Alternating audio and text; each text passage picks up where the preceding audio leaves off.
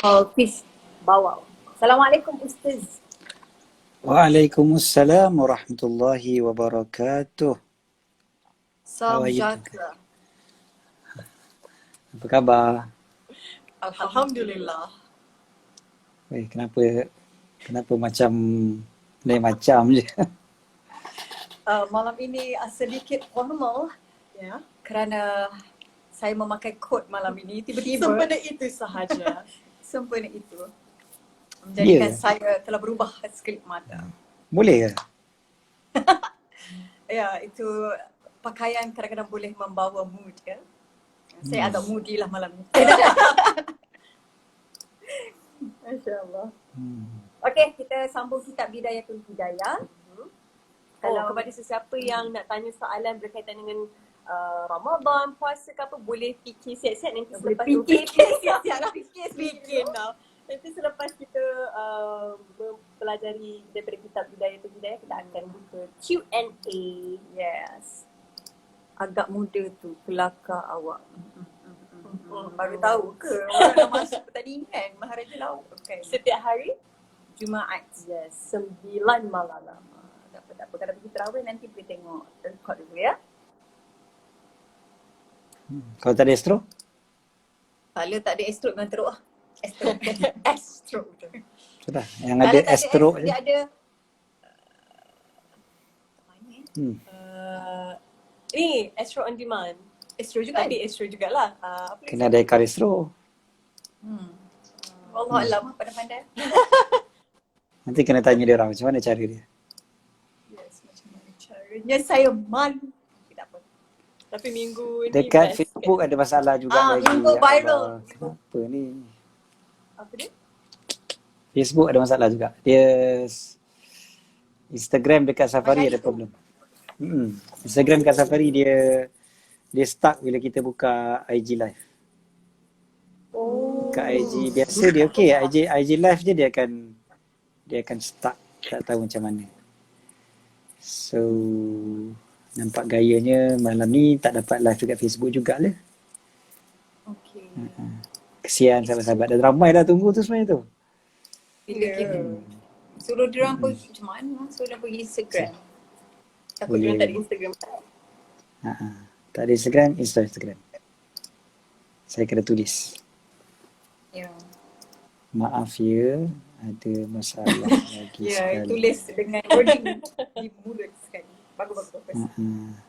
Berbalik pada yang gema lawak tu apa tadi? Persembahan Nanti kat tu. kita Minggu ni buat tentang viral.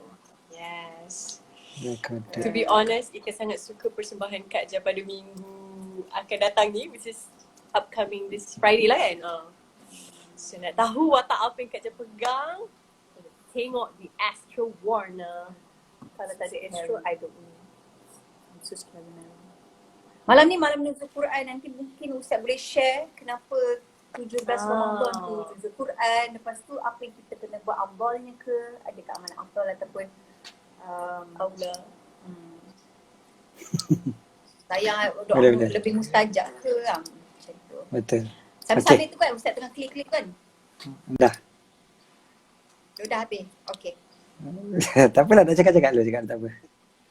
Apa tu nak tanya, kalau kita solat tarawih, kalau orang tu dah niat memang dia nak buat 8 rakaat, cadangannya better dia duduk kat belakang ke apa?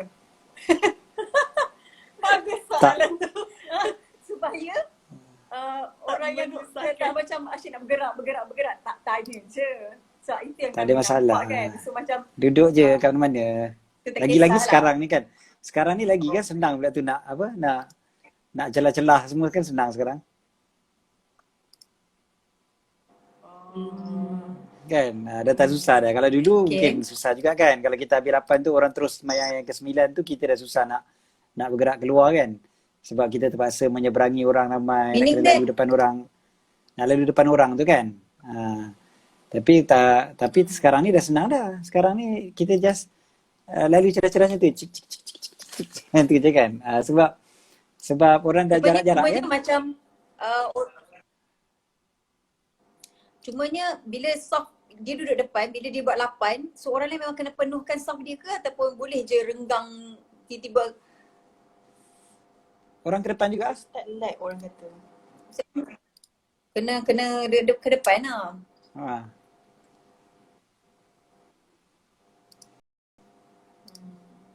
Ika, bukan saya punya like, jangan lupa. Ustaz punya video. Hello. Ustaz ni kan? Sepanjang dia buat live orang lain tak ada masalah. Saya pun live dengan orang lain pun tak ada masalah. Okay. Saya baru je live. Baru je live semalam. Ustaz. Saya baru je live semalam kemarin. Okey je. Hari Ahad 2 kali live IG.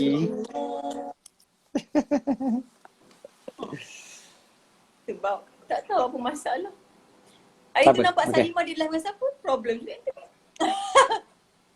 Dekat ada Khadijah. Okey, tak apa. Biarkan.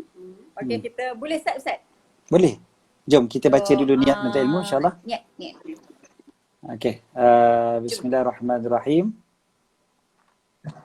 Bismillahirrahmanirrahim. Nawaitu ta'alluma Nawaitu ta'alluma wa ta'lim wa ta'lim wa tadhakkura wa tadhakkura wa tadhkir wa tadhkir wa naf'a wa naf'a wal intifa' wal intifa' wal ifadata wal ifadata wal istifadah wal istifadah wal hassa wal ala hatha tamassuki ala tamassuki bi kitabillah bi kitabillah wa sunnati rasulih wa sunnati rasulih wa du'a wa du'a ila al-huda ila al-huda wa dalalata wa ala dalalata al-khair ala al-khair ibtigha'a wajhillah ibtigha'a wajhillah wa mardatih mardati wa qurbihi wa qurbihi wa sawabih. wa thawabi. Aku niat belajar dan mengajar, mengingat dan memperingatkan, memberi manfaat dan mencari manfaat, memberi faedah dan mendapatkan faedah. Menganjurkan untuk berpegang teguh dengan kitab Allah dan sunnah Rasulnya, mengajak kepada hidayah, menunjukkan kepada kebaikan dengan ikhlas dan mengharap redha Allah, kedekatannya serta pahala darinya. Amin. Amin. Right. Alright. Jadi kita Buku sampai lama muka siapa surat beritahu? buku lama 116, buku baru 106.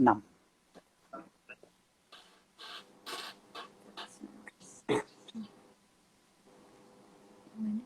116. Alright.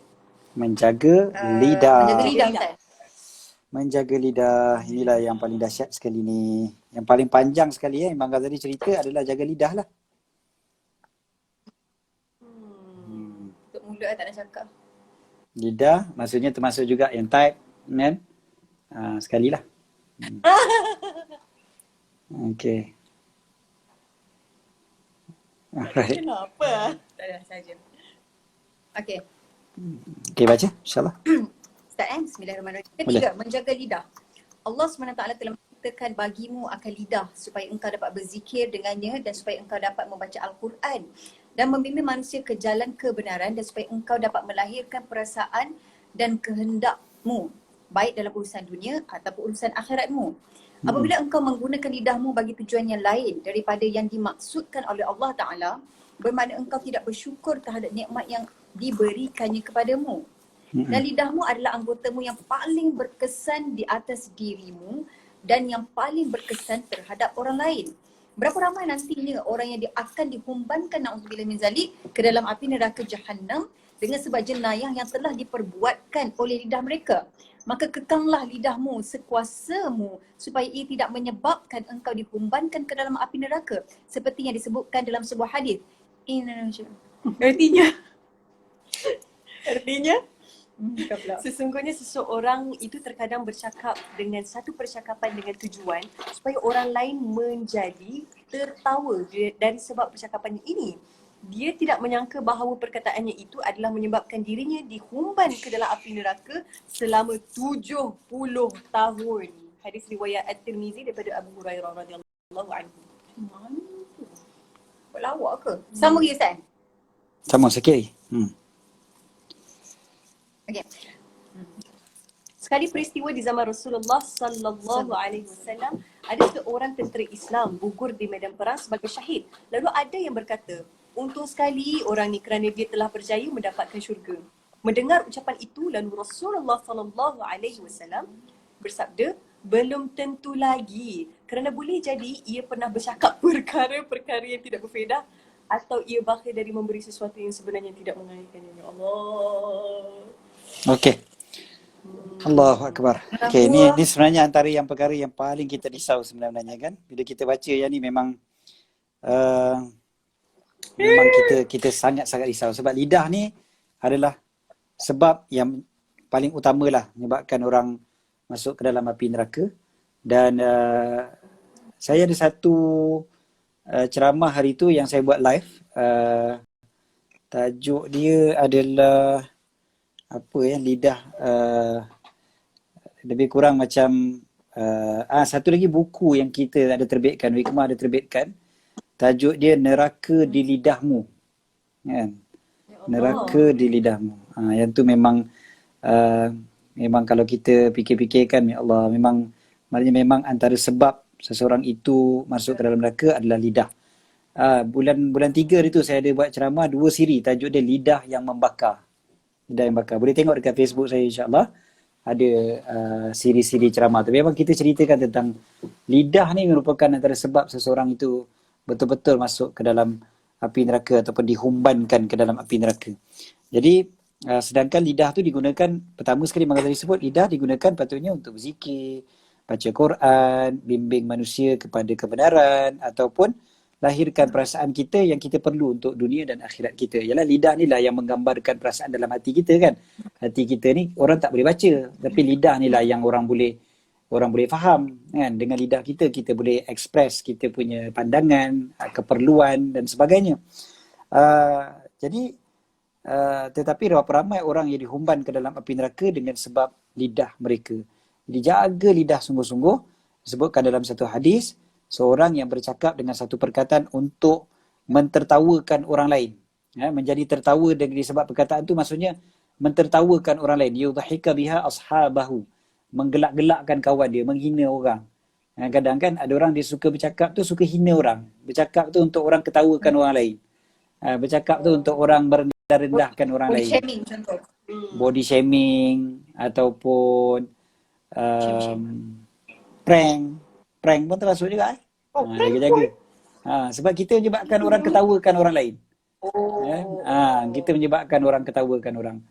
Sekarang ni saya macam risau dengan budaya prank ni. Semalam saya tengok ada satu Instagram, ada orang tunjuk kat saya lah. Dia punya kerja asyik prank mak dia.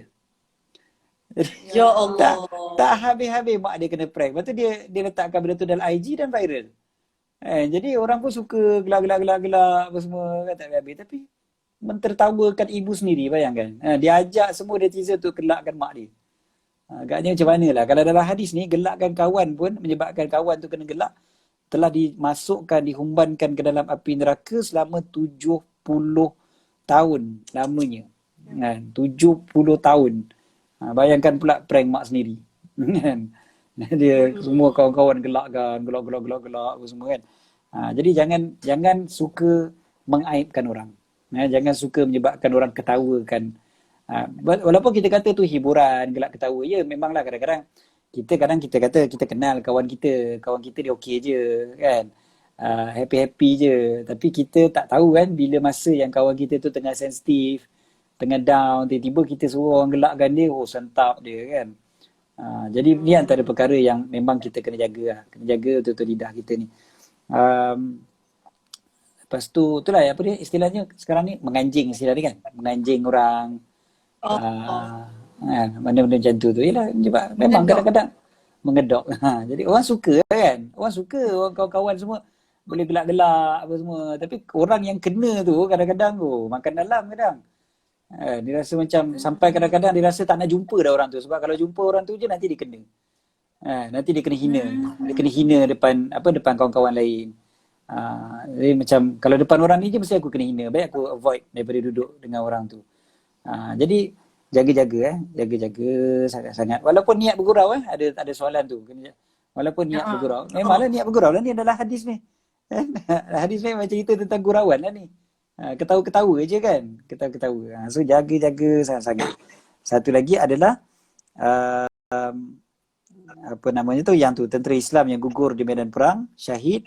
Ada yang kata dah syahid tu confirm syurga lah. Jadi Nabi SAW jawab belum tentu. Pasal mana dah tahu, entah dia ada bercakap benda yang tak berfaedah ataupun dia bakhil daripada perkara yang sebenarnya tidak mengkayakannya. Maknanya dunia ni lah dia bakhil. Dekat sini ni pun satu perkara yang yalah kita kena ingat sangat-sangat, sampaikan kepada orang yang mati syahid sekalipun belum tentu lagi dia terselamat. Jadi apatah lagi kita ni kan. Dan betul, memang sangat-sangat perlu dijagalah.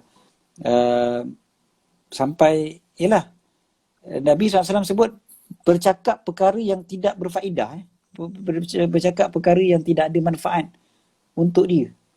Perkara yang tak ada manfaat. Kan? Ija, cuba ingat. Bercakap perkara yang tak ada manfaat. Jadi cuba ingat, Ustaz sudah jadi ingat. Sebab ada paling banyak bercakap. Tak adalah. Ini gurauan. Okey. Ya, memang kan. Kadang-kadang kita kadang-kadang susah nak tutup ataupun nak hentikan diri kita daripada bercakap benda yang tak berfaedah kan. Dalam hadis Nabi SAW sebut min husni islamil mar'i tarkuhu ma la ya'ni. Antara baiknya Islam seseorang adalah meninggalkan apa yang tak ada manfaat untuk dia. So memang kita kena tinggalkan benda yang tak ada manfaat. Termasuklah bercakap benda yang tak ada manfaat. Ya? Jadi biar percakapan kita ni adalah percakapan yang lebih manfaat. Biarlah orang kata kita pendiam sekalipun. Tapi biar perkataan kita adalah mutiara. Kata-kata kita ibarat emas. Ya? Maknanya bukan senang-senang nak dijumpai di tepi jalan. Ya? Memang keluar tu memang berharga. Ya? Macam itulah. Biar kata-kata kita gitu. Alright. Dan sampaikan antara doa Nabi Daud alaihissalam. Saya terbaca tadi doa Nabi Daud kan. Nabi Daud pernah doa. Dia kata, ya Allah, aku mohon pada engkau 4 perkara dan aku minta lindung dengan engkau dengan 4 perkara. Apa agaknya 4 perkara dengan 4 perkara tu? 4 perkara yang pertama yang Nabi Daud minta adalah lidah yang banyak berzikir. Lidah yang banyak berzikir. So kita minta ya Allah, jadikanlah lidah aku ni lidah yang banyak berzikir. Yang kedua, hati yang bersyukur. Lisanan zakira wa qalban syakira. Ya? Hati yang bersyukur. Wa badanan sabira. Badan yang sabar. Ya? Badan yang sabar. Badannya sabar. Sabar. Badan yang sabar. Maknanya badan yang tahan lah. Kan? Dengan apa juga ujian daripada Allah Ta'ala, sakit sana, sakit sini semua, tapi sabar. Badan yang sabar. Dan yang keempat, pasangan yang membantu aku dunia dan akhirat aku. Duniaku dan akhiratku. Pasangan yang membantu aku untuk duniaku dan akhirat aku. Jadi itu 4 perkara yang Nabi Daud minta. Kemudiannya yang minta jauh, apa dia pula? 4 perkara yang minta jauh. Nabi Daud minta jauh 4 perkara. Yang pertamanya daripada anak yang menghalang aku. Maknanya menghalang aku daripada buat baik. Kadang anak tu dia menjadi halangan kepada mak bapak dia daripada buat baik. Anak tu yang cakap tak payahlah ayah duduk rumah je sudahlah. Contohnya kan. Jadi anak tu yang menghalang. Okey, yang kedua adalah pasangan yang mencepatkan uban sebelum masanya. Okey. Maknanya yang memeningkan lah. Kan? Yang mengubankan aku sebelum sampai masanya. Nabi Daud gunakan perkataan isteri. Tapi maksudnya kat sini pasangan lah. Kan? Nabi Daud pasangan mestilah isteri kan. Okey. Yang ketiga adalah daripada harta yang menjadi sebab kepada azab ke atas aku. Harta yang menyebabkan aku kena azab. Kan? Na'udzubillah. Betul lah, kadang-kadang harta yang menyebabkan seorang itu kena azab. Kan? So yang keempat adalah daripada jiran yang mana kalau dia nampak baik aku, dia akan sembunyikan, dan dia bila dia nampak buruk aku, dia akan sebarkan. Jiran yang bila nampak baik aku dia sembunyikan, buruk aku dia sebarkan. Jiran kat Kena sini ni jiran kan. juga. Kalau bukan jiran. Kan zaman dulu jiran yang selalu nampak. Zaman kita sekarang ni memang bukan IG. jiran tu bukan duduk sebelah rumah je Kenal. kan. Dekat WhatsApp group, dekat IG, dekat apa semua pun dah jadi berjiran dah semua kan. Jadi itu tempat perkara yang Nabi Daud minta jauh. So balik pada lidah tadi, Nabi Daud minta lidah yang banyak zikir. So kita minta pada Allah SWT. Tak tidur lagi awak. Asma ke? Ya Allah, tiba-tiba dia masuk bilik. Kan dah tidur dah tadi. Asma! Tu tak. Come. Okey.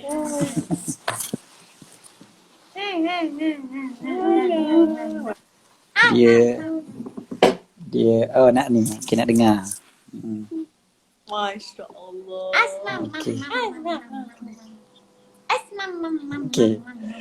Asma lah ceramah hari ni. Boleh? Boleh? Oh, Mak ceramah pasal lidah. Asma ceramah pasal lidah. Tu pasal Asma tak cakap sangat kan sekarang? Kan? Kena dulu katanya. Okey. Jadi baju ni dia pilih sendiri ya. Buka laci, pilih baju. Dia pilih. Salimah. Alamak, dia dah Sekarang ni saya kalau sekarang ni kalau baju senang je, suruh dia pilih sendiri je. Buka laci, pilih baju. Baju dengan seluar sekali pilih. Kan? InsyaAllah. Okay, so balik pada cerita pasal lidah tadi. Jadi lidah memang kita kena jaga sungguh-sungguh, dan oleh kerana lidah ni paling banyak sekali yang menyebabkan seorang masuk dalam api neraka, maka Imam Ghazali cerita panjang tentang dosa-dosa lidah dan macam mana kita nak elakkan daripada dosa-dosa lidah tu lah. So dekat sini Imam Ghazali letakkan 8 perkara yang kita kena jaga berkaitan dengan lidah kita. Bukan 8 tu saja sebenarnya, tapi 8 ni kira paling selalulah kan, paling selalulah orang buat dosa-dosanya. Dia kata Imam Ghazali. Imam Ghazali, kita ingat Imam Ghazali lahir 1000 tahun lepas Imam Ghazali lahir 1000 tahun lepas, tapi semua yang dia ceritakan ni memang kita kata evergreen kan, sampai bila-bila memang macam inilah manusia kan. Inilah dia dosa-dosa yang paling selalu manusia buat. Untuk khususnya adalah lidah ni lah. Okay, so kita pergi pada yang pertama je. Belum habis lagi, tak payah doa dulu. Pertama. Bohong. Ada doa dah. Asma dah minta doa dah. Okay. Jangan bohong. Okay. Bohong. Maka janganlah engkau berbohong sama ada bersungguh-sungguh atau bergurau. Jangan engkau biasakan dirimu berbohong dalam gurau, nanti akhirnya engkau akan berbohong dengan cara bersungguh-sungguh. Berbohong adalah di antara dosa yang terbesar. Selain daripada itu, apabila engkau telah dikenali sebagai pembohong, maka hilanglah keadilanmu dan harga dirimu, dan hilang makna daripada segala perkataanmu, dan orang lain akan melihat engkau dengan pandangan yang rendah. Apabila engkau mahu tahu sejauh mana jahatnya apabila engkau bercakap bohong, maka lihatlah kepada orang lain yang bercakap bohong kepadamu. Okey, betapa engkau merasakan dirimu jijik daripadanya, dan betapa hinanya orang itu pada pandanganmu, dan betapa jahatnya apa yang dilakukannya. Begitulah hendaknya engkau melihat kepada segala keaiban dirimu, kerana engkau tidak mengetahui sejauh mana keaiban dirimu kecuali bila engkau memperhatikan perbuatan yang sama yang dilakukan oleh orang lain terhadap dirimu. Maka apa yang engkau pandang buruk terhadap orang lain, begitulah juga sebaliknya. Oleh itu, janganlah engkau suka buat perkara yang menyebabkan kebencian orang lain terhadap dirimu. Okay. So, jangan berbohong kan. Dan mula sekali Imam Ghazali sebut tentang bohong dalam keadaan main-main. Pun jangan juga. Kan. Sebab mohong kan, dalam keadaan main-main, dia boleh bawa berbohong dalam keadaan yang serius. Jadi kalau kita nak bergurau pun kan, sebablah dalam Islam bergurau boleh, tapi bergurau ni dia kena pandai bergurau yang tak berbohong. Bergurau yang tak berbohong. Maknanya ni bukan berlakon berlakon tu cerita lain. Berlakon kan kita kena lakonkan sesuatu, cerita-cerita apa semua tu dan orang tahu itu bukan betul kan. Orang tahu ni memang lakonan. So okey, jangan pula nanti kan Ija tak boleh masuk lagi dah Raja Lawak apa semua tu sebab nanti kau kena bohong kan. Bukan, itu sebab orang tahu itu adalah lakonan. Orang tahu dekat atas pentas tu gurauan semata-mata kan. Berbeza dengan kalau kita dengan kawan-kawan bercakap kadang-kadang kan kita nak kadang-kadang tu kita nak bagi orang ketawa, jadi kita pun tipu orang tu. Kita tipu lepas tu kita ketawa-ketawa macam April Fool apa semua tu kan. Banyak orang buat April Fool tu kan menipu kan. Menipu. Tapi dia kata tak apa, nak ketawa-ketawa je, nak fun-fun, nak happy-happy contohnya kan. Sejaga-jaga. Sebab kita bukan tak boleh buat lawak, bergurau, bukan tak boleh buat bergurau. Tapi gurau tu biar yang betul. Macam Nabi SAW bergurau tu lah. Macam mana Nabi bergurau dengan sahabat tu kan, yang macam apa, orang tua tak masuk syurga. Tu kan gurauan juga tu kan. Orang tua tak masuk syurga kan. Pakcik tu pun dah sedih dah. Makcik tu pun dah sedih dah. Macam mana ni orang tua tak masuk syurga kan. Dia tak, kata kan. Yelah sebab semua masuk syurga jadi muda balik umur 33 contohnya kan. Jadi maknanya gurauan juga, tapi gurauan yang betul. Bukannya gurauan yang menipu. Okey, sebab kalau kita menipu dalam gurauan, nanti serius pun kita bergurau. Kita menipu. Kalau orang selalu buat lawak macam kau dah makan? Belum lagi, pada dah makan. Tak adalah gurau-gurau. Terus dia cakap, gurau-gurau. Gurau je. Kan dia usik-usik. Tu usik kan? Ke macam mana Ustaz? Dia terus macam, dia tahu dia gurau-gurau je. Kan kadang kita ke kawan yang bukan harsh punya lah. Kalau benda tu memang dikira sebagai menipu, dan elakkan juga. Tapi kalau dikira sebagai helah, then tak ada masalah. Contohnya macam mana? Contohnya, aku dah makan dah semalam. Contohnya kan. Artinya orang tu tanya, kau dah makan belum? Aku dah makan dah semalam. Itu betul kan? Dia tak tipu. Cuma berlainan dah dengan maksud kawan dia tu. Kawan dia tanya dah makan ke belum tu untuk malam ni. Kan? Tapi dia punya gurauan, dia kata dah semalam. Jadi yang macam tu tak ada masalah. Sebab itu dipanggil sebagai helah. Kan? Dan helah tak ada masalah. Dia berbeza dengan menipu. Jadi dia tengok pula kepada tujuan. Okey, tadi ada orang tanya tadi tentang tipu sunat. Kan? Dia sebenarnya macam ni. Tipu dia bukan kata sunat, wajib pun ada. Ada tipu wajib. No. Macam mana tipu wajib? Contohnya, kita nak menyelamatkan nyawa seseorang. Sampai terpaksa kita tipu. Tak apalah. Contohlah Ija, pergi ke Palestin, tentera Israel nak bunuh seorang pejuang Hamas yang ada dalam grup kita.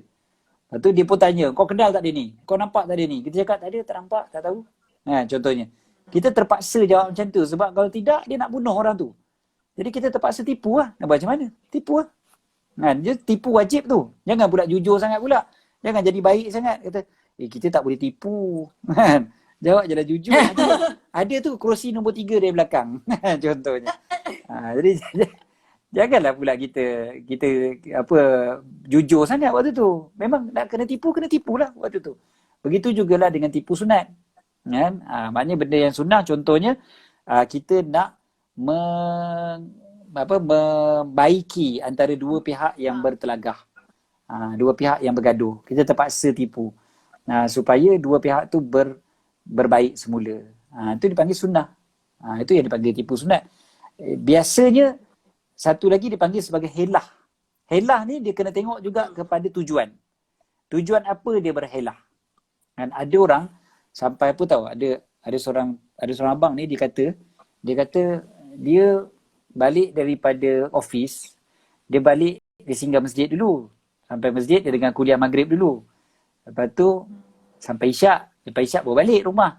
Dalam perjalanan singgah kedai. Lepas tu balik rumah.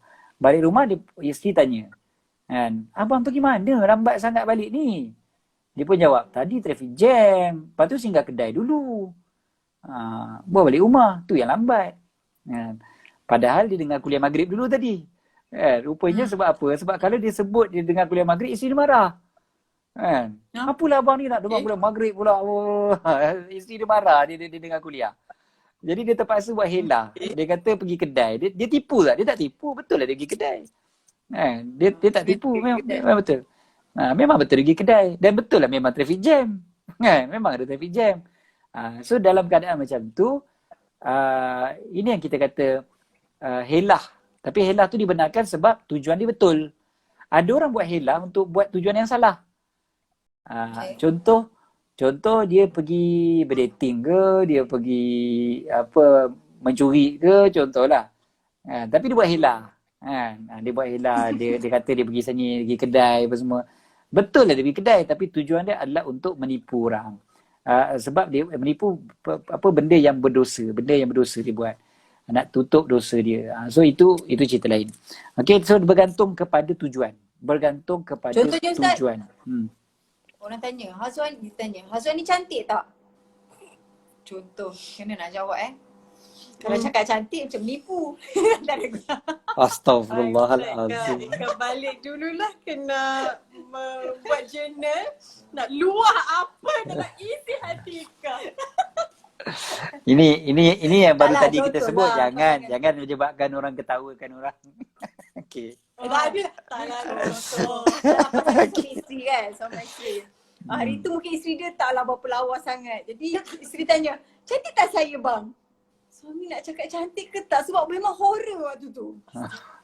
Dia kena jawab cantik juga. Dia jawab cantik sebab satu nak jaga hati dia kan. Tapi dia helah juga sebab cantik tu mungkin maksud dia cantik dekat hati. Contoh kan. Betul tak kan? Jadi isteri kena bijak cantik kat mana? Kat mana cantik? Isteri tak bijak kalau macam tu. Kalau macam tu isteri tu tak bijak. Pergi tanya lagi. Nanti tanya yang buat sakit hati buat apa. Sakit hati. Betul lah. Tak bijak kalau tanya banyak sangat. Cukup dah. Suami dah cakap cantik tu dah lah. Terimalah. Okey. Jadi itu berkaitan dengan menipu, dan dalam hadis Nabi SAW sebut alaikum bisidqi fa inna sidqa yahdi ilal birri. Hendaklah engkau bercakap benar kerana benar itu akan bawa kepada kebaikan dan kebaikan akan bawa engkau ke syurga. Dan jangan menipu, sebab kalau engkau menipu ni akan bawa kepada dosa dan perbuatan dosa bawa kepada api neraka, dan seorang itu sentiasa menipu sampailah akan ditulis di sisi Allah dia sebagai seorang penipu. Okey, jadi jaga-jaga jangan sampai digelar sebagai kadzab, seorang yang sangat-sangat penipu. Okey, dan Imam Ghazali pun sebut kalau kau nak tahu macam mana buruknya penipuan ni adalah apabila kau tengok sendiri orang lain menipu, kau mesti tak suka. Kau mesti menyampahnya kan dengan orang yang menipu. Maka Imam Ghazali kata macam tu jugalah orang pun akan menyampah bila engkau menipu. Jadi jangan engkau bagi orang menyampahkan kau macam mana engkau menyampahkan orang lain. Kita ni kadang-kadang orang lain buat kita menyampah, tapi bila kita buat kita rasa macam okey je. Sedangkan orang pun menyampah juga bila kita buat. Jadi jangan kita buat perkara yang sama. Okey? Ada soalan kaitan dengan menipu? Okay. Ada banyak. Sekejap kena scroll balik atas. Tadi ada adik-beradik. Yang tu pasal adik-beradik tu banyak kali dia tanya. Sekejap kena cari komen dia. Mana tu? Nama dia Bel. Okay. Apa hukumnya kalau adik-beradik kita suka perli dan gurau hingga mengaibkan kita dengan perkara yang memalukan pada orang walaupun hanya sekadar gurauan? Itu termasuk yang tadi tu lah. Gurauan yang sampai menghina kawan kita, menghina adik-beradik kita. Itu termasuklah dalam hadis yang tadi tu, iaitu memang kena jaga-jaga sungguh-sungguh. Jangan kita bergurau sampai orang terasa, orang kena hina dan sebagainya kan. Zaman kita sekarang ni, dia dah jadi terlampau biasa tau. Lagi-lagi dekat WhatsApp, dekat apa semua macam gurauan yang menghina orang ni dah jadi macam kebiasaan tau. Dah jadi kebiasaan. Kadang dalam pelawak-pelawak pun banyak bergurau yang menghina orang, body shaming kan. Saya tengok macam, tak tahu lah, dia dah jadi macam budaya, dah jadi macam norma baharu lah kan. Sekarang ni semua nak hina orang, hina bibir tebal, hina apa, gigi mancung, hina telinga, hina mata, hina badan besar, hina warna gelap, hina macam-macam. Memang ada je nak hina orang tu, hina orang ni kan. Macam lepas tu kaitkan apa ni dengan tu, ini dengan ni dengan tu, macam jadi benda-benda macam tu ataupun perbuatan-perbuatan orang kan. Lepas tu macam kadang-kadang orang tu gini. Yalah, kalau kita dah tahu orang tu biasa je, bahkan dia sendiri pun sebut pasal diri dia contoh kan. Maknanya dia okey lah dengan benda tu, dan okey lah, tak ada masalah lah kan. Sebab kita dah tahu dah dia sendiri okey kan. Contoh macam ada orang tu dia suka tumpahkan air, contoh lah kan. Jadi kan, tapi dia sendiri pun biasa je sebut benda tu pada orang kan. Dia kata saya memang selalu tumpahkan air, contohnya kan. Jadi kalau kita macam kita bergurau kan, kita bergurau macam tu, tak ada masalah lah, sebab kita tahu dia pun okey je, sebab dia pun tahu benda tu dan memang kelakar-kelakar macam tu aja kan. Dia pun tak ambil hati dengan perkara tu. Tu okey lah. Tapi kita kena jagalah. Ada jadi kita geli. Kita anggap dia tak ambil hati. Rupa makan tahu tiba-tiba sebenarnya dia ambil hati. Ada juga macam tu. Betul. Tu pasal kena jaga. Kan? Tu pasal kena jaga sebenarnya.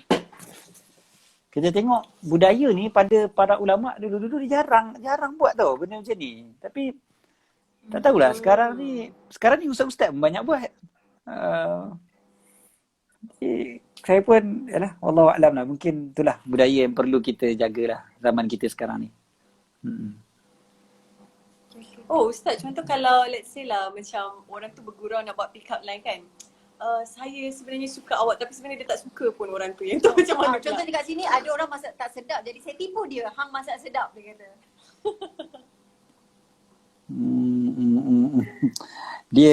Dia kena fikirkanlah macam mana kalau benda tu adalah helah, sebab apa tujuan? Apa tujuan dia buat tu? Kan? Tanya pada diri, apa tujuan aku buat? Kalau semata-mata okey, nak mengambil hati, contohnya kan, nak mengambil hati, maka kita pun sebut masak sedap. Yelah, mungkin kita kata sedap lah banding dengan batu, kayu, contoh. Jadi dalam hati jadi kita lah, pun itu. dalam hati. Dalam hati kita kata. Takkanlah kita cakap depan dia pula. Depan dia tak jadi ambil hati lah kau macam tu. Itu jauhkan hati nama dia. Okey. Jadi kalau kita betul ambil hati, so kita jawab je lah sedap kan. Sedap. So benda tu memang Nabi SAW pun pernah buat kan. Yang bila Nabi balik ke rumah, Nabi tanya pada isteri baginda, ada makanan tak ke rumah? Isteri baginda kata yang ada cuma cuka. Roti dengan cuka. Jadi Nabi SAW jawab apa? Nabi kata sebaik-baik cicahan adalah cuka. Maknanya cuka memang best lah kalau cicah dengan roti. Nabi sebenarnya ambil hati isteri Nabi. Bukan bermakna memang cuka lagi bagus daripada cicahan yang lain. Tetapi Nabi hati isteri, maka Nabi sebut memang terbaik ada cuka. Boleh makan dengan roti, memang sedap lah. Jadi kita ambil hati juga. Dalam keadaan tak menipu. Memang bagus pun juga. Macam tu. Jadi tu contoh. Kata boleh ambil hati. Tak ada masalah.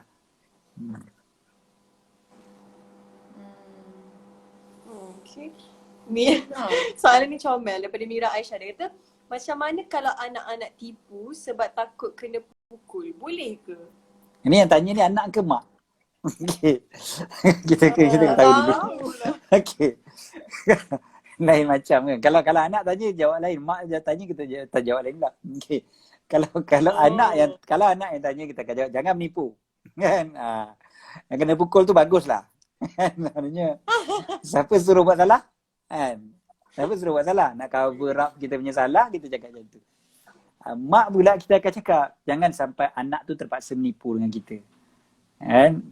Seorang ibu, seorang ayah cuba untuk train supaya anak tu tak perlu nak menipu depan dia. Hanya salah, kita tegur, kita nasihatkan, tapi tak adalah sampai anak tu menipu dengan kita. Oh, yang tanya ni anak, dia kata. Okey, jadi jangan. Okay. Oh. Jangan menipu mak bapak. Lagipun mak bapak ni kita tipu sekarang, esok lusa dia dapat tahu, lagi teruk, lagi kan kena pukul.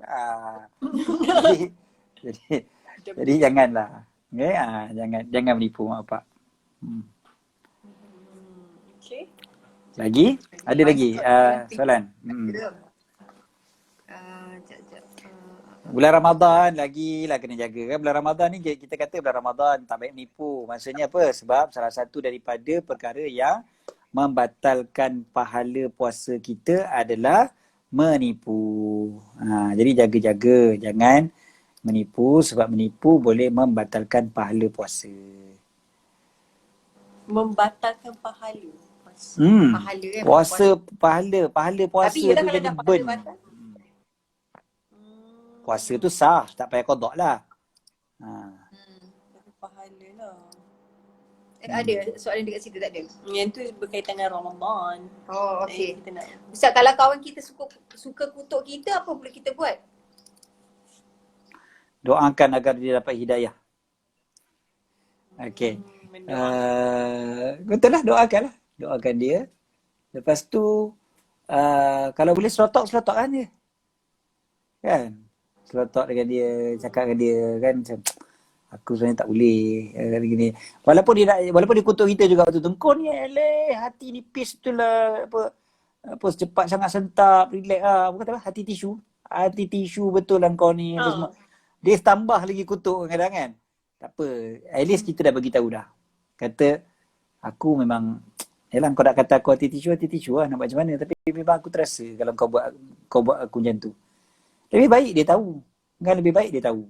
Daripada dia terus menerus buat, dia ingat kita okey. Padahal kita sentap sebenarnya. Jadi lebih baik dia tahu. Kita bagi tahu dia dengan cakap yang baik lah. Bukanlah dengan marah-marah kan. Kita cakap dengan baik insyaAllah. At least dia dah tahu. Kalau dia buat lagi lepas daripada tu pun, sama ada dia terlupa mungkin. Lepas tu dia beringat balik. Ataupun memang dia tak perlu dosa pahala lah. Which is memang kita kena doakan banyak-banyak lah. Mudah-mudahan Allah Ta'ala jadikan dia di kalangan orang yang menjaga lidah. Ustaz, kalau kita dah sakiti hati orang melalui lidah kita, macam mana Ustaz? Banyak je kot. Kita dah terbabas dah sakit hati orang atas lidah kita. Betul. Dia kan ada pepatah Melayu sebut kan, terlajak perahu boleh diundur, terlajak kata buruk binas apa macam mana? Terlajak kata buruk padahnya. Buruk padahnya. Okey, so memang bila kita terajak cakap, benda tu dia tak boleh nak rewind balik dah kan. Dia tak boleh nak tarik balik dah. Antara perkara yang tak boleh kita tarik balik adalah kata-kata. Masa, momen, kepercayaan kadang. Kita tak boleh nak tarik balik. Kita tak boleh nak patah balik. Kan? Tak boleh nak patah balik. Jadi bila perkataan kita ni dah keluar, orang dah sakit hati, kadang-kadang kita menyesal. Kenapalah aku cakap benda ni? Tak sepatutnya aku keluarkan perkataan ni lah. Lagi-lagi waktu kita tengah marah kan. Kita tengah marah, kadang-kadang kita cakap benda sebab nak sakit hati orang tu. Itu tujuan dia. Kau sakit, aku puas hati. Kan? Yang penting kau sakit hati.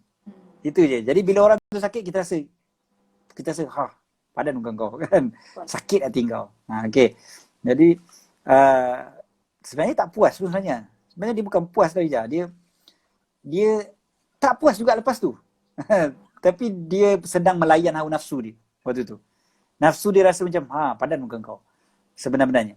Jadi, lepas tu kan kita regret. Macam, aduh, patutnya aku tak cakap lah benda tu. Patutnya aku tak keluarkan perkataan tu pada dia.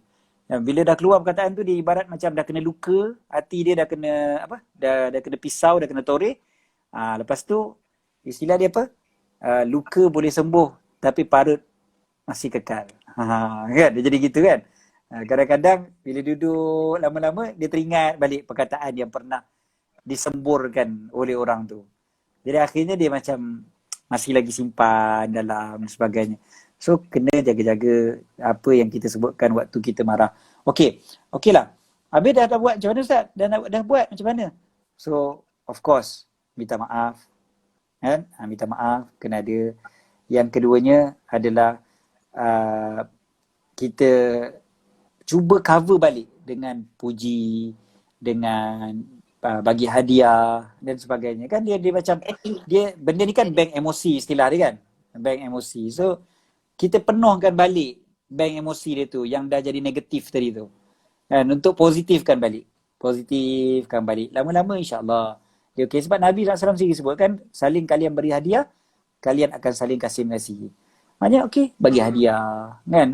Saling bagi hadiah. Mudah-mudahan dia cover balik perkataan-perkataan yang pernah kita keluarkan tu. Kemudiannya yang seterusnya adalah doa pada Allah Ta'ala. Doa pada Allah Ta'ala. Minta supaya Allah Ta'ala lembutkan hati kawan tu supaya maafkan kita. Kan? Lupakan apa yang perkataan-perkataan buruk yang pernah kita sebut. Kan? Kalau dia dah minta maaf tapi orang tak maafkan, adakah orang yang cakap tu akan berlepas daripada dosa sebab dia dah minta maaf tapi orang tu dia tak nak maafkan? Dia kena cuba juga, kena cuba minta maaf. Bergantung jugalah kepada sejauh mana yang perbuatan dia tu kepada orang tu. Perkataan dia kepada orang tu, kita pun tak tahu kan. Kalau macam memang teruk sangat, sampai orang tu memang tak boleh nak maafkan. Maaf dulu baru dia lepas ya? Nanti dekat akhirat akan ada lah soal jawab ni. Allah Ta'ala yang maha adil. Macam mana pula, memang ada soalan tu, macam mana pula kalau kita dah minta maaf dekat semua orang yang kita sakitkan hati tapi orang tak nak maafkan? Yalah, itulah. Itu pasal hubungan dengan manusia ni pun kena jaga sangat-sangat. Kan? Hubungan sesama manusia kena jaga. Seperti mana kita jaga hubungan kita dengan Allah, hubungan kita dengan manusia kena jaga. So, kalau mula sekali jangan buat. Kan? So, lidah kita ni kena jaga. Tapi lepas tu, yang seterusnya adalah kalau dah terbuat juga, kita maaf. Cuba juga untuk repair balik. Cubalah dengan bagi hadiah dan sebagainya tu. Kalau tak dapat juga kemaafan tu, maka memang dekat akhirat dia akan ada soal jawab.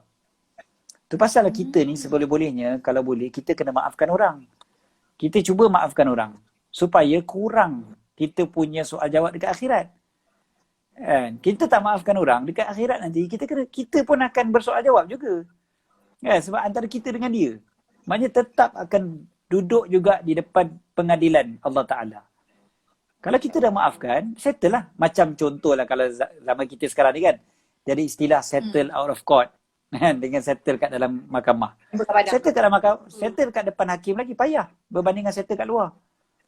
Kita settle kat luar, selesai dah. Tak payah masuk mahkamah dah. Kalaupun masuk mahkamah, ya Allah, berbulan-bulan drag, bertahun-tahun drag, tak habis-habis juga. Bertahun-tahun drag.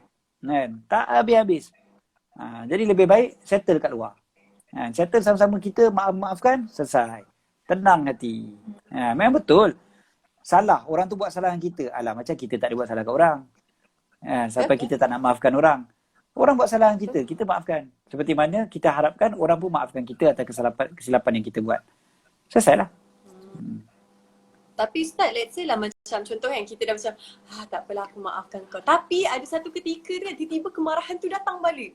Tiba-tiba kita rasa kenapa aku tak boleh lupakan benda yang dia buat kat kita. Macam tu ramai juga menghadapi situasi maaf tiba-tiba datang balik memori daun pisang ke apa. Itulah istilahnya yang orang ada kata forgive but not forget tu apa semua tu kan. Tapi sebenarnya forget itu lebih penting. So kita forget it. Lupakan. Nah, cuba untuk lupakan juga.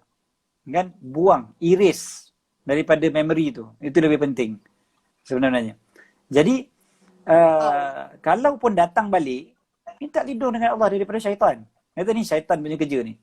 A'udzubillahi minasyaitanirrajim. Syaitan memang sengaja goda aku, suruh aku marah-marah balik. Padahal aku dah maafkan dah. Kan? Aku dah maafkan dah. Tapi setan ni bisik lagi. Tak payahlah maafkan. Jahat dia tu. Dia tak layak. Kan? He doesn't deserve your forgiveness. English terus. Jadi marah kan. Setan speaking kan. jadi dia jadi waktu tu kan kadang-kadang kita rasa macam tak payahlah marah. Maafkan ni buat apa maafkan. Ni semua setan sengaja nak bisik ni lah emosi kita, nafsu kita dan sebagainya ni kena jagalah kan. Lupakanlah. Kita kata tak ada dah kan. Macam tu je lah. Okey. Kalau kita marah setan tu balik, tak boleh juga kan? Setan lah ni. Kita bergaduh dengan setan. Tak payah. Lah. Kan Ustaz kata marah setan boleh kan? Ke tak boleh? Yelah, kita boleh cakap syaitan tu direjam dan sebagainya. Tapi tak ada guna pun kita salahkan setan. Nanti setan dia kata balik. Dia kata siapa suruh kau ikut aku? Baik, alhamdulillah je kan. Sebab dalam Quran ada sebut tentang syaitan ni memang dia akan berlepas diri. Nanti dia akan berlepas diri. Bila orang kata, setan lah punya salah ni. Sampai aku jadi. Setan akan cakap, siapa suruh kau ikut aku? Macam tu lah. Ni ada soalan, dia kata, Ustaz, kalau kita buat salah kat orang tapi lama-lama tu jadi kawan balik dah. Tapi tak ada macam, aku minta maaf kat kau, tak ada pun. Tapi tiba-tiba macam dah baik dah. Macam tu macam mana pula Ustaz? Kita tak tahu dalam hati dia macam mana. So baiknya kita minta maaf juga.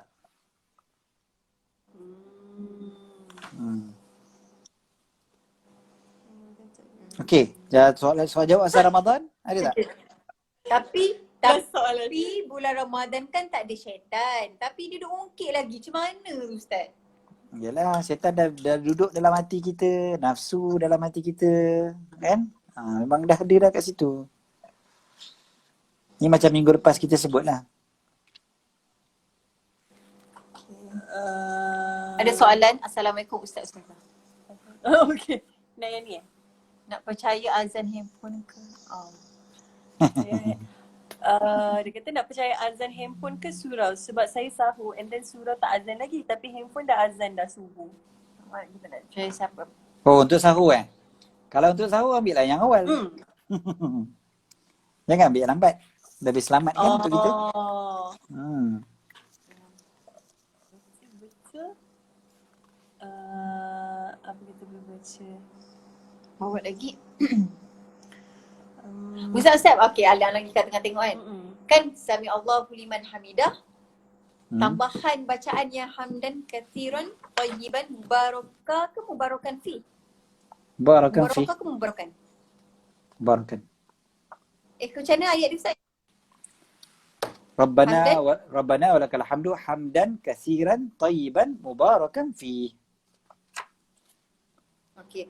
Nak minta Ustaz cerita sikit tentang benda ni sebab kalau boleh Nuzul Quran ni nak ajak orang yang lihat sama-sama ni amalkan.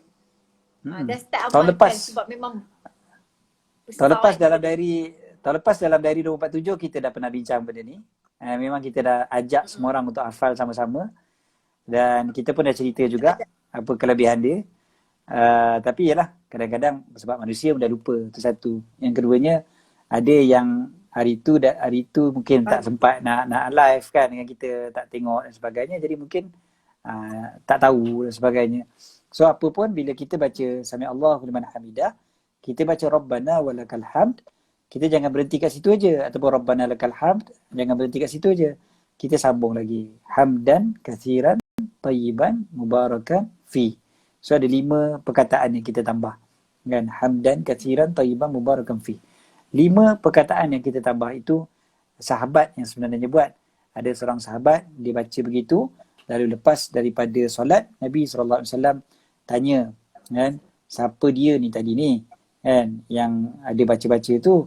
Maka Nabi SAW pun bila tanya macam tu, sahabat tu pun jawab, kan, saya wahai Rasulullah. Dan dia dah risau jugalah, mana dia tahu Rasulullah nak marah ke apa ke. Rupa-rupanya Rasulullah SAW beritahu, aku melihat berpuluh-puluh para malaikat yang berlomba-lomba turun untuk mencatat pahala engkau. Jadi kita ni pun nak benda tu lah. Kita nak supaya malaikat berlomba-lomba untuk catat kita punya pahala. Sebab kita pahala dah tak banyak. Dosa banyak. Sekali kita dapat amalan macam ni yang tinggal tambah 5 perkataan je pun. Tambah 5 je. Dapat pahala yang begitu besar. Jadi lepas tu kita abaikan. Kita rasa macam tak apa lah, pas. Cari yang lain. Jadi rugilah kita. 5 je. Apa dia tadi? Rabbana walakal hamdu hamdan kathiran kathiran tayyiban Tayyiban mubarakan mubarakan fi. fi. Hamdan maknanya segala puji bagi Allah. Okey, Kathiran banyak-banyak. banyak. Puji Allah banyak-banyak. Ya, Kemudian kathiran tayyiban baik. betul. Mubarakan berkat. Fi Atasnya. Padanya. kat atasnya. Padanya. So maknanya puji Allah yang baik-baik banyak-banyak. Puji Allah banyak-banyak baik-baik. Pujian. Sunnah. Okey, kan Rabbana walakal hamd, Tuhan kami bagi engkau lah pujian.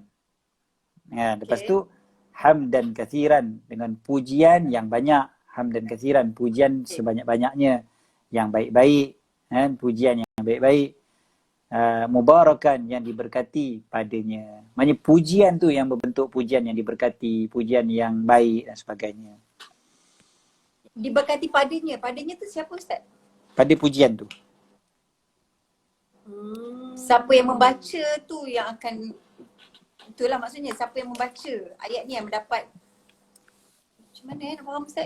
Pujian itu diberkati. Maknanya pujian yang diberkati maksudnya apa? Pujian itu kebaikan dia bertambah-tambah, kebaikan dia bercambah, kebaikan itu berterusan. Jadi memang Allah Ta'ala adalah yang maha berkat. Allah Ta'ala yang maha baik, kan? Dan baik Allah Ta'ala ni berkekalan, berterusan dan sebagainya. Jadi kita puji, pujian dengan keberkatan. Okay. Question. Salam Ustaz. Ya. Apakah hukum wanita yang belum bernikah menunaikan solat tarawih secara sendirian? Apakah pahalanya? Alamak. Apa ayat dia ni? Apakah pahala ayat tu? Banyak kecil. Terus tak nampak pula. Apakah hukum wanita yang belum menikah menunaikan solat tarawih secara bersendirian? Adakah pahalanya kurang ataupun adakah lebih banyak? Tak semua.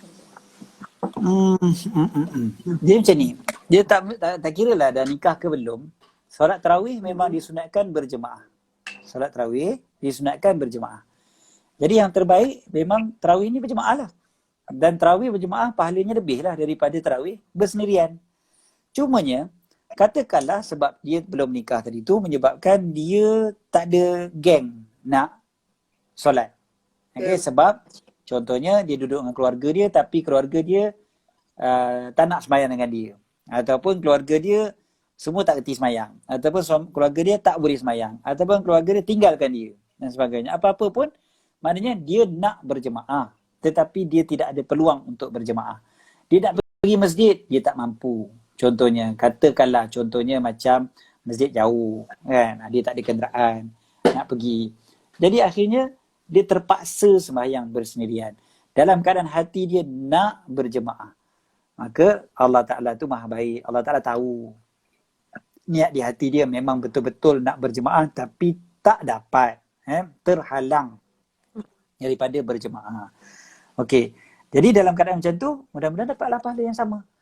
Cuma tadi kita sebut kan, dia memang betul-betul nak berjemaah tapi tak dapat. Berbeza dengan memang daripada awal tak naklah jemaah. Aku memang nak sembahyang seorang aja.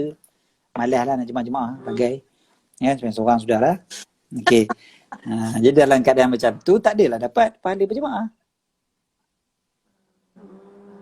Okay. Soalan yang sangat bagus.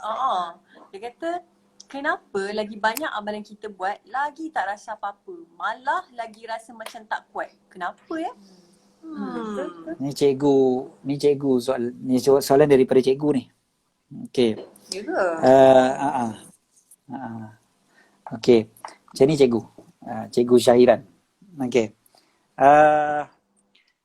Bila kita buat amalan, lepas tu lagi banyak kita amal sekali lagi tak rasa. Lagi banyak kita amal lagi tak rasa.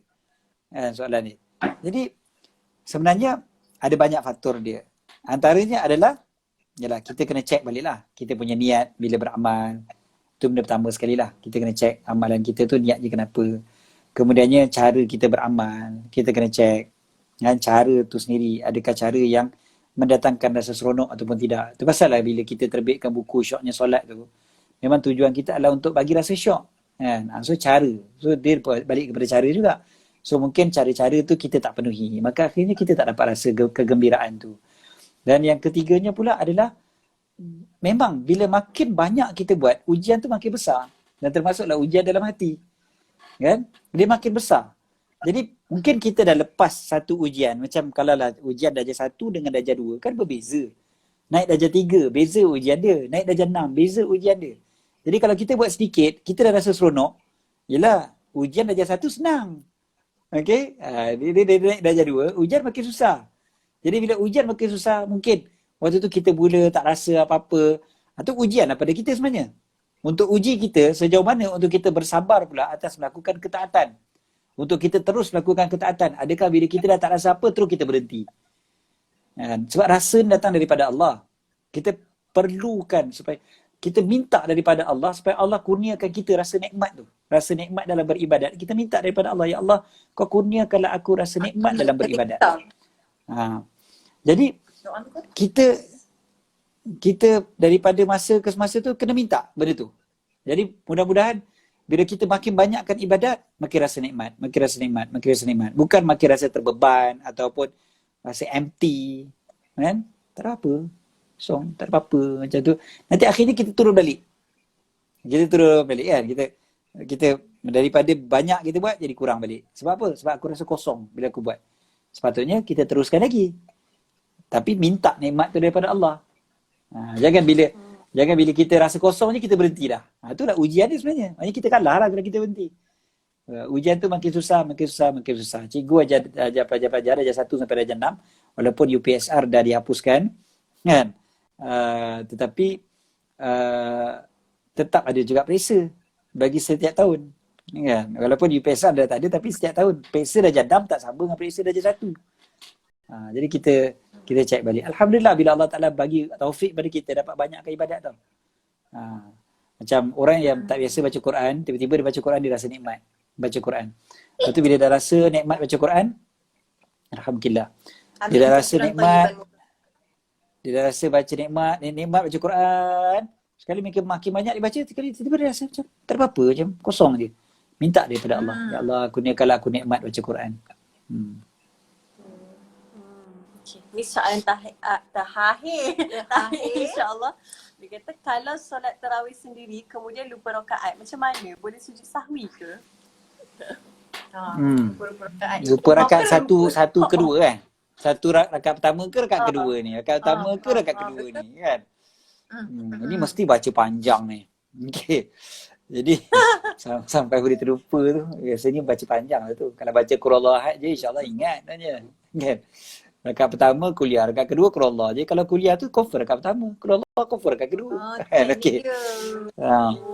Itu pasal lah yang biasa ulama buat, yang biasa apa yang pakcik-pakcik kita imam semua buat Qul Huwallahu Ahad rakaat kedua tu. Jadi rakaat pertama baca pelbagai surah, rakaat kedua baca Qul Huwallah. Jadi dah tahu dah. Okey, kalau Qul Huwallah tu rakaat kedua tu. Okey. Bagus. Okey. So okey, kata kalau memang lupa dan memang macam juga solat-solat yang lain, kita ambil yang kurang. Kan? Kalau kita tak pasti satu atau dua, kita ambil yang satu. Lepas tu kita sujud sahwi.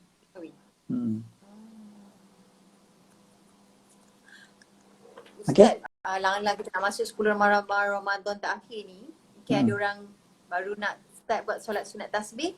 Tu tak Ustaz share dia punya ni, kaedah dia. Kafiat. Okey. Lepas Ustaz cakap. Tak apa, Ija cuba terangkan apa yang Ija tahu. Okey, solat sunat tasbih dia 2 rakaat. Okey. Satu salam, 2 rakaat, satu salam, maknanya 4 rakaat. Okey. So lepas takat saja aku solat sunat tasbih 2 rakaat kerana Allah Ta'ala.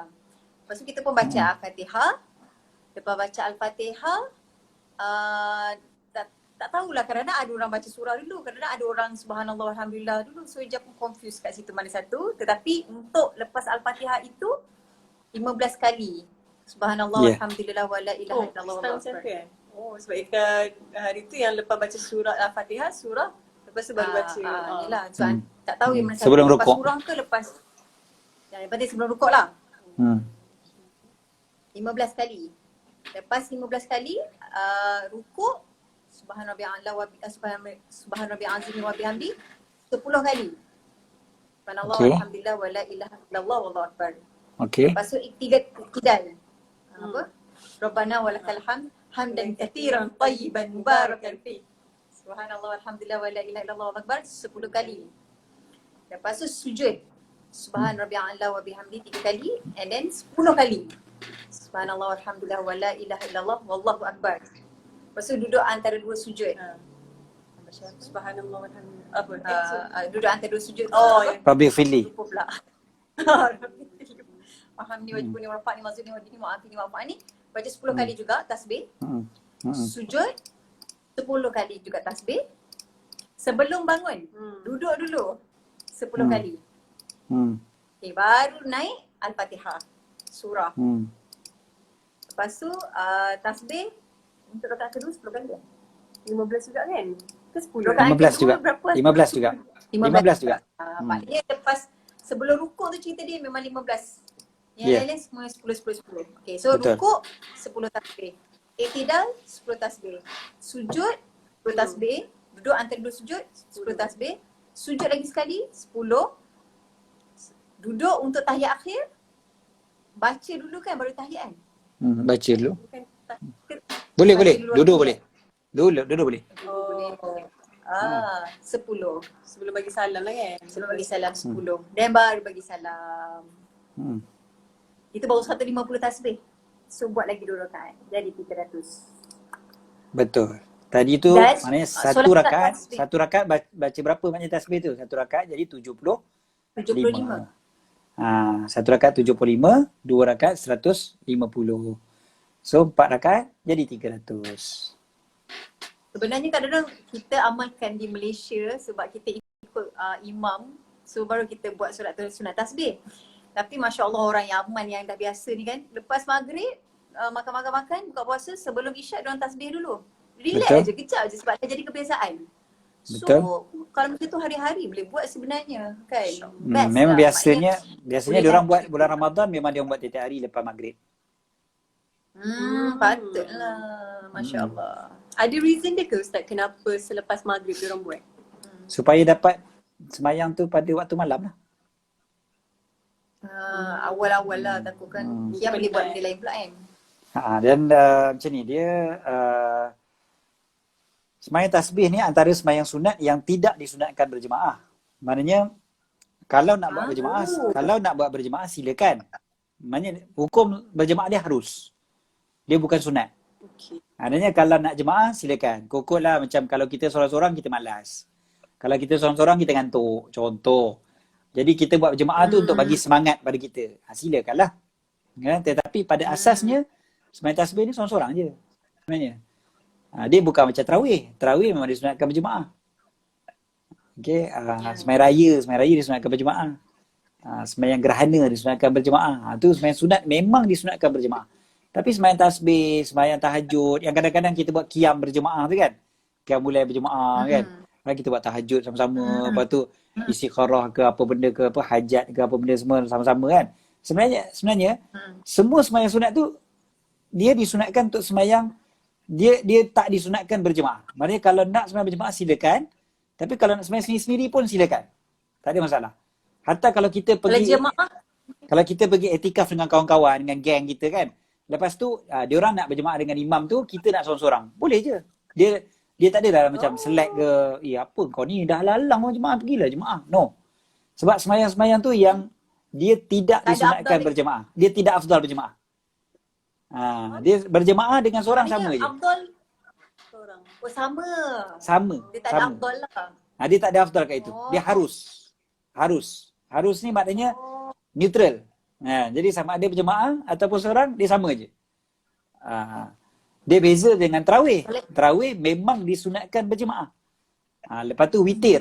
Witir pada bulan Ramadan disunatkan berjemaah. Pada bulan Ramadan bulan Ramadan je. Disunatkan berjemaah witir tu. Jadi kalaupun contoh kita tak witir lagi tadi waktu tarawih, kita semayang tahajud, semayang apa semua ramai-ramai seorang-seorang semua kan. Lepas tu bila nak witir, okey jom semua kita witir. Contohnya macam tu kan. Jadi jemaah witir. Tu bagus sebenarnya. Tapi biasalah iman kita macam mana tak dapat kan. Jadi oleh kerana itulah yang dibuat jemaah tu. Sebab bila berjemaah tu kadang kita lebih lebih lebih lebih lebih sembahyang lah. Boleh buat sejam setengah.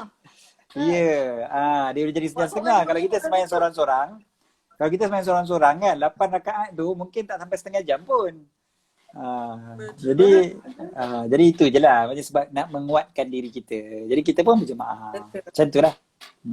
Ustaz, kalau niat jemaah tu, kalau solat taubat, solat yang qiyam mulai tu, niat mengikut imam lah. Ya, Ikut imam ke ataupun ikut imam ni ikut kan. Boleh, tak ada masalah. Ustaz, last sekali ada soalan ni, lepas kita tutup lah.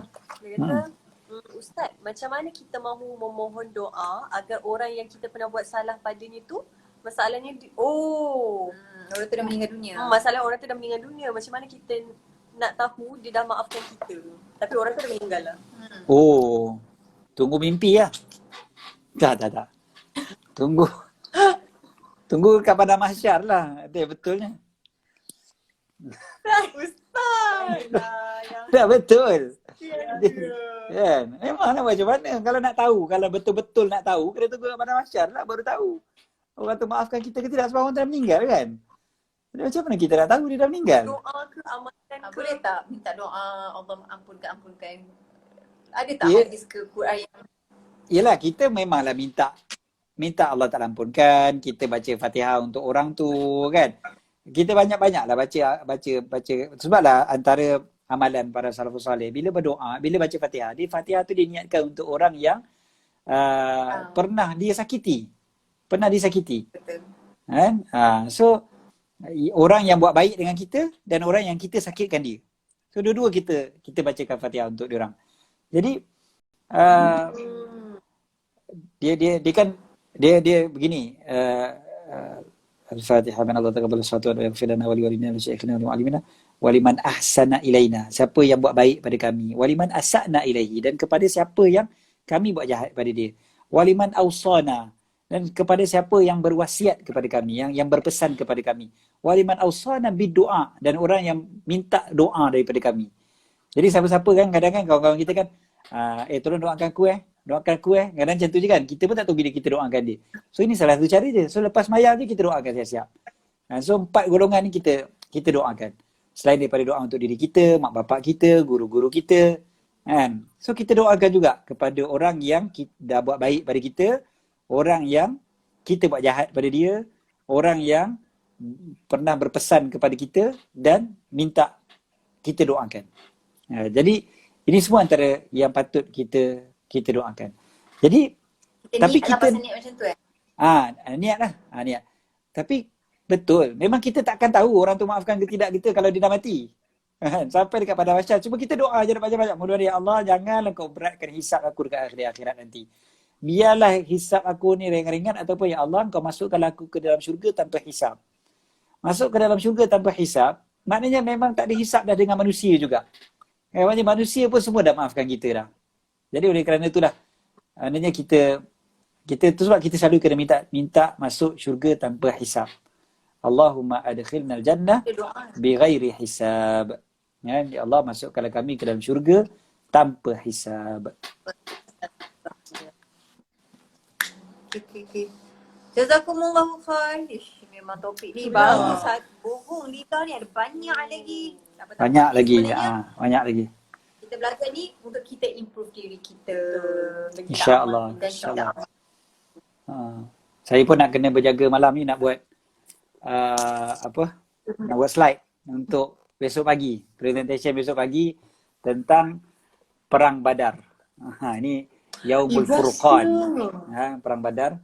Buku ni tebal, buku ni sekali dengan peta dan sebagainya ni. Macam mana Perang Badar punya tu. Peta-peta dia apa semualah. Ijar dengan Ika dah pernah pergi ke tempat Perang Badar kan, dekat dengan Madinah untuk shoot ACDT. So siapa yang nak tengok tempat Perang Badar tu punya padang pasir macam mana, yang tu lah, yang ada angkat-angkat pasir apa semua tu kan, yang tu dekat dengan kawasan Perang Badar tu. Okay, jadi tak apalah, mudah-mudahan Allah Ta'ala perkenankan kita malam ni malam nuzul Quran dan juga malam Perang Badar. Kan Nabi SAW pada malam Badar Al-Kubra itu Nabi banyak bermunajat pada Allah Ta'ala. Nabi minta banyak-banyak pada Allah Ta'ala supaya diselamatkan umat Islam. Kan? Jadi kita pun itulah, of course kita kena minta banyak-banyak supaya Allah Ta'ala selamatkan diri kita, selamatkan keluarga kita, selamatkan umat Islam daripada segala mara bahaya, bencana, wabak dan sebagainya yang menimpa pada hari ini. Malam ni gunakan sebaik-baiknya untuk banyakkan berdoa pada Allah Subhanahu wa Ta'ala. Dan mudah-mudahan Allah jadikan kita semua di kalangan orang yang mencintai Al-Quran, yang menjadikan Al-Quran sebagai teman dalam hidup kita dan menjadikan Al-Quran sebagai petunjuk kita, dan Al-Quran menjadi syafaat untuk kita di dalam kubur juga di hari akhirat nanti. Allahumma amin. Okay, aku qawli hadha wa astaghfirullahal azim li wa lakum. Kita habiskan dengan doa majlis ilmu yang biasa jadi bacakan, insya-Allah. Bismillahirrahmanirrahim. Rabbana anfa'na bima 'allamtana, rabbi 'allimna alladhi yanfa'una, rabbi faqihna wa faqih ahlana wa qarabatin lana fi dinina ma'al qutri unsa wa dhakar, rabbi waffiqna wa waffiqhum lima tartadi qawlan wa fi'lan karama, warzuqil kulla halalan da'ima wa akhilla atqiya ulama, nahza bil khair nukfa kulla syarr, rabbana aslih lana kulla syu'un wa akir birida minkal 'uyun, واقض عنا ربنا كل الديون قبل أن يأتينا رسل المنون واغفر واستر أنت أكرم من ستر وصلاة الله توشى المصطفى من إلى الحق دعانا والوفاء بكتاب فيه للناس شفاء وعلى الآل الكرام الشرفاء وعلى الصحب المصابيح الغرر اللهم اهدنا بهداك واجعلنا ممن يسارع في رضاك ولا تولنا وليا سواك ولا تجعلنا ممن خالف أمرك وعصاك وحسبنا الله ونعم الوكيل ولا حول ولا قوة إلا بالله العلي العظيم صلى الله على سيدنا محمد وعلى آله وصحبه وسلم الحمد لله رب العالمين. Amin ya rabbal alamin. Jazakumullahu khair Ustaz. Iyakum. Doakan kami semua. Assalamualaikum. Waalaikumsalam warahmatullahi wabarakatuh.